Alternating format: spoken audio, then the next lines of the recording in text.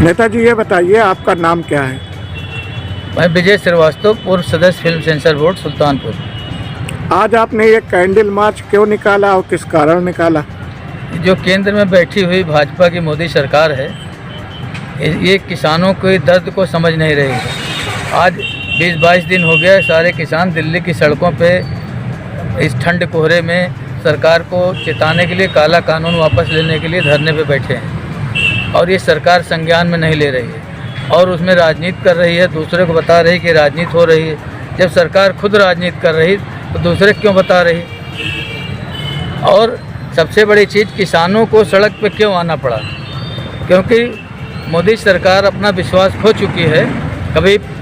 कभी 15 लाख की बात करती थी, कभी जीएसटी की बात करती है, कभी नोट बिल बदलने की बात करती है कि आतंकवादियों कमर तोड़ते थे, और उनके कहे के कथनानुसार कोई भी चीज़ सार्थक हुई नहीं, ना सही हुआ।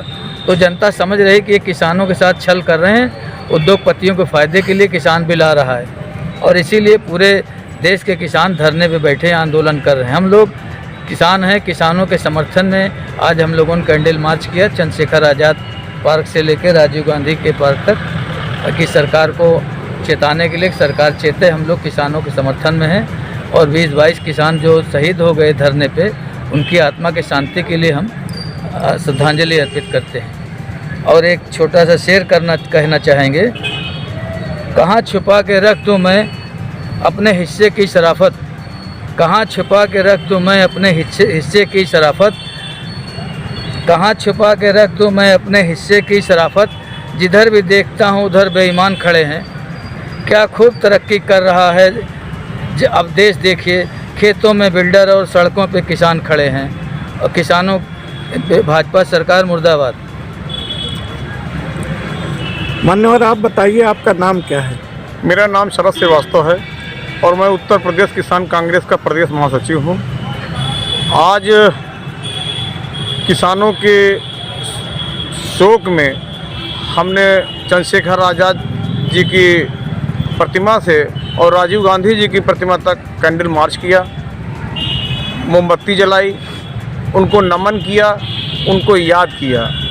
ये अडानी और अंबानी की सरकार जो है, मोदी जिसको चला रहे हैं, ये मोदी की सरकार नहीं, अडानी और अंबानी की सरकार है, जो ज़बरदस्ती किसानों को परेशान करवा रहे हैं। किसान हमारा परेशान है, 22 दिन से बॉर्डरों पर बैठा हुआ है दिल्ली के, उन किसानों को अंदर नहीं घुसने दे रहे हैं। इस ठंड के माहौल में किसान हमारा रोड पर है और ये अडानी अंबानी की सरकार अपने एसी कमरों में बैठी हुई है। अमित शाह सोनार बंगले में मीटिंग कर रहे हैं। इस तरह की कहानी समझ में नहीं आ रही कि देश किस दिशा में ये मोदी जी ले जाना चाह रहे हैं।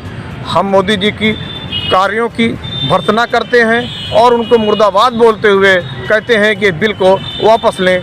जय किसान, जय कांग्रेस।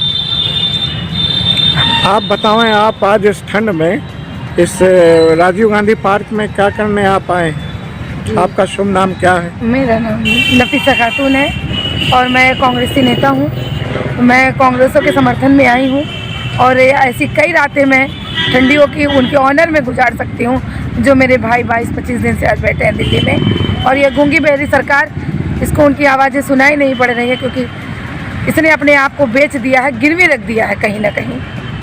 हम लोग उसके जो भी उन्होंने किसानों के हित के या अनित के जो भी बिल लगाए हैं, पास किए हैं, हम लोग उसका विरोध कर रहे हैं। हम अपनी माँ को नहीं बेच सकते, इसलिए हम सब उन किसान भाइयों के साथ हैं। और आज ही नहीं, जब तक ये सरकार हम सबके समर्थन में नहीं आ जाती, हम सबकी शर्तों को नहीं मान लेती, हम इस तरह रोज़ निकालते रहेंगे और अपनी शर्त को और अपनी बात को कहते रहेंगे।